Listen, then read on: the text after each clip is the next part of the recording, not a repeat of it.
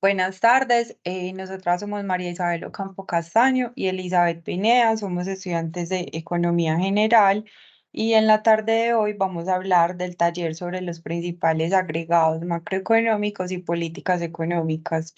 Los países de los que vamos a hablar son de Colombia y México. Y vamos a comenzar con el Producto Interno Bruto. Muy buenas tardes, como lo decía mi compañera, vamos a empezar con el Producto Interno Bruto. En la primera gráfica evidenciamos el Producto Interno Bruto de Colombia entre el año 2010 al año 2022. Entonces se evidencia cuatro etapas del ciclo económico. La primera que va entre el año 2010 al 2018, que es una recuperación, una expansión, debido al crecimiento de las exportaciones. Los sectores con mejor desempeño en esta etapa fueron la administración pública, la defensa, la educación y la salud, seguidos por el comercio de transporte, industria manufacturera. En el año 2019 se presentó una etapa de auge. En el año 2020, Colombia ingresó en una etapa de depresión debido a la pandemia COVID-19. Los sectores más afectados por la pandemia fueron la explotación de minas, las industrias manufactureras, el comercio, las actividades artísticas y la disminución en el consumo final de los hogares. En el año 2021 al 2022 nuevamente ingresamos en una etapa de recuperación o expansión debido a las actividades comerciales, industriales y artísticas. La contribución del sector de comercio, como fue la reparación de vehículos, los automotores y bicicletas, transporte, almacenamiento, alojamiento y servicio de comida, ayudó mucho a la recuperación en este periodo.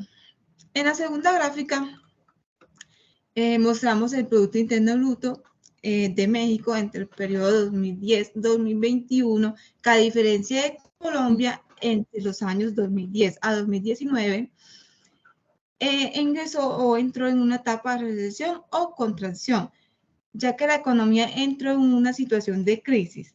Debido a la producción y el empleo disminuyeron, produciendo una depresión y quiebra en el año 2020. Como lo mencioné anteriormente, México ingresó en una depresión en el 2020, al igual que Colombia, debido al COVID-19. En el año 2021 al 2022, México ingresó en una etapa de recuperación o expansión debido a las industrias manufactureras, a los servicios financieros y de seguros, a los transportes, a la minería, a la generación de transmisión y distribución de energía eléctrica. Bueno, seguimos con la inflación. Bueno, ahora continuamos con la inflación. Acá podemos ver la tasa de inflación de Colombia, que está comprendida entre los periodos del 2015 al 2023. Podemos observar que la inflación en Colombia, digamos que crece del 2015 al 2017 y del 2021 al 2023. Entonces esto se debe a que en el 2015 al 2017 hay dos factores que son los que hacen que esta se suba, que son el fenómeno climático del Niño, donde hay una alza de los precios de los alimentos y la devaluación del peso frente al dólar. Esto ha llevado al alza de precios de los bienes importables y exportables. Del 2021 al 2023 también hay unos factores que hacen que esa tasa de inflación suba, y los cuales son eventos climáticos que afectan pues directamente al sector agropecuario, la reactivación económica en la pospandemia, la crisis de los contenedores. Colombia es un país de importación y con las alzas de los costos por los fletes y las demoras de los contenedores encarecen los productos en el mundo y los precios suben porque estas alzas se trasladan al consumidor final y esto tiene un impacto en la inflación. Acá es donde vemos que hay una alta demanda en productos y servicios. También podemos ver que hay un conflicto de Ucrania y Rusia donde disminuye el ingreso de insumos para el agro y los fertilizantes. Vemos un aumento en el dólar y nuevas alzas en las tasas de interés del Banco de la República. Bueno, podemos ver que la inflación de Colombia y con respecto a la inflación de México, digamos que la inflación de Colombia, digamos que sube más que todo, pues como les decía, del 2015 al 2017 y ya pues del 2020 al 2023. Pero en México, podemos ver que sube, baja y sube y ya se va manteniendo como constante. En México lo que sucede también es que la pandemia tuvo un impacto pues muy fuerte pues en la economía mexicana, que en un principio frenó como la demanda de diversos productos y en consecuencia pues ocurrió pues como que bajaran los precios. Sin embargo, pues como con la reactivación económica mundial, se ralentizaron las cadenas de suministro para el abasto de los productos y servicios del país, principalmente pues como el transporte de gran escala, la importación de alimentos y de materias primas. Entonces vemos que también hubo pues como un encarecimiento a causa pues como de los altos precios del mercado internacional, eh, pero vemos que a partir del 2020 comienza a subir pues como la inflación. Entonces allí incrementan pues como los costos, donde sube pues como los precios del pollo, el plátano, la carne de res, la gasolina, y por eso pues se empieza pues como a subir la inflación. Continuamos con Oli. Bueno, en este vamos a hablar sobre la tasa global de participación, la tasa de ocupación y la tasa de desempleo. Entre los periodos enero de 2015 a abril de 2023. En enero de 2015 a febrero de 2020 se evidencia que las tasas, pues las tres tasas se mantienen constantes. Pero a partir de marzo de 2020, debido a la pandemia, el COVID-19, la tasa global de participación y la tasa de ocupación disminuye, al igual que la tasa de desempleo aumenta. Como lo nombré anteriormente, debido a la pandemia COVID-19, ya que en este mes, pues en el mes de marzo, se presentó pérdidas de empleo y disminución en la oferta de los mismos. A partir de junio de 2022, la tasa general de participación y la tasa de ocupación comenzaron a aumentar y a estabilizarse, ya que la economía comenzó nuevamente a reactivarse, generando así una disminución en la tasa de desempleo.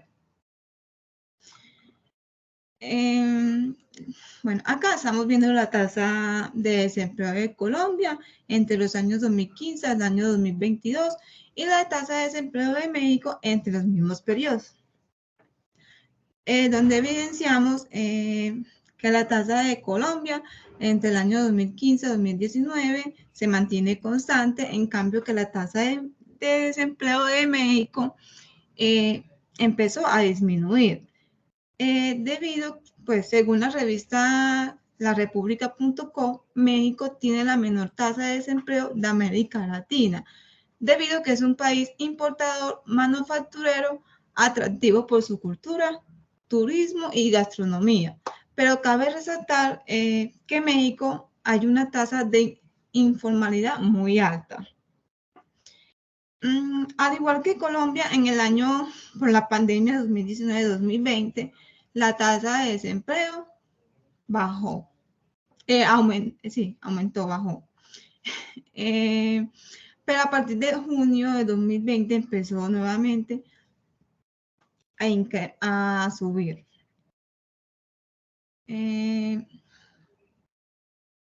Como decía anteriormente, al igual que Colombia, la tasa de desempleo aumentó a raíz del COVID-19. Bueno, continuamos con las políticas económicas. Bueno, ¿qué es una reforma tributaria? Una reforma tributaria es un cambio del régimen de impuestos. Generalmente se hace para subir el recaudo de impuestos, aumentando tarifas o incorporando más personas o firmas para que contribuyan con impuestos de renta, de valor agregado y otros.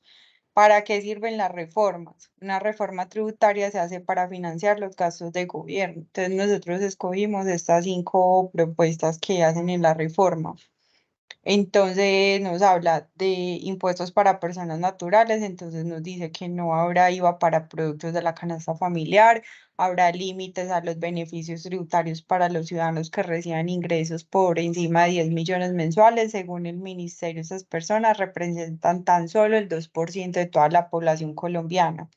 Una disminución en las exenciones tributarias a la población de más altos ingresos, IVA para bienes importados por debajo de $200 que vengan desde países que no tengan tratado de libre comercio vigente con Colombia, impuesto del 0,5% a los patrimonios de más de 3.000 millones y, y un impuesto del 1% a los patrimonios de más de 5.000 millones.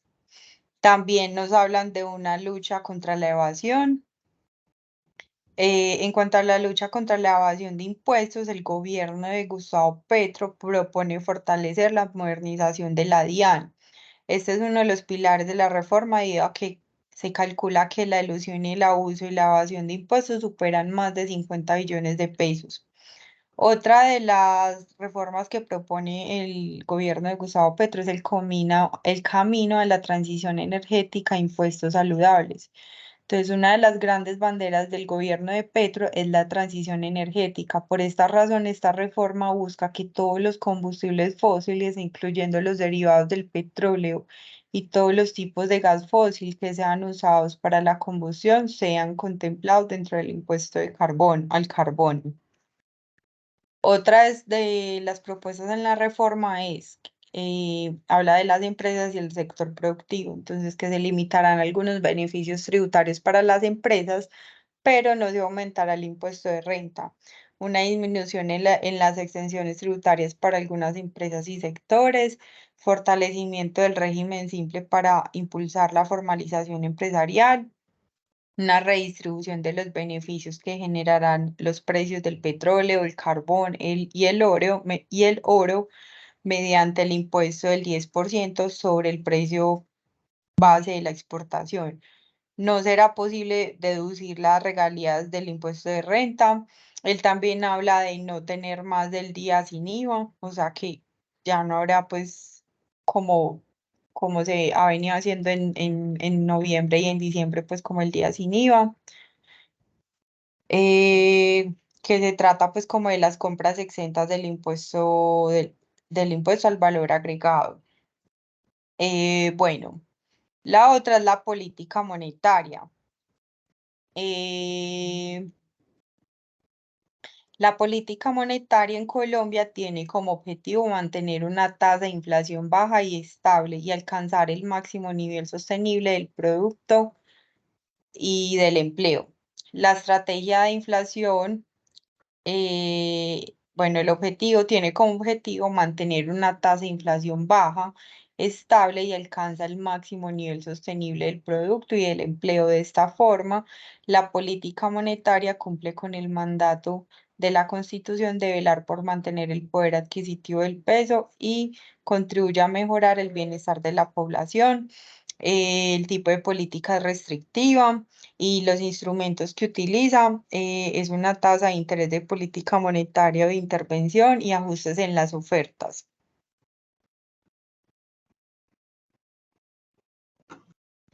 Bueno, continuamos con la tasa representativa del mercado.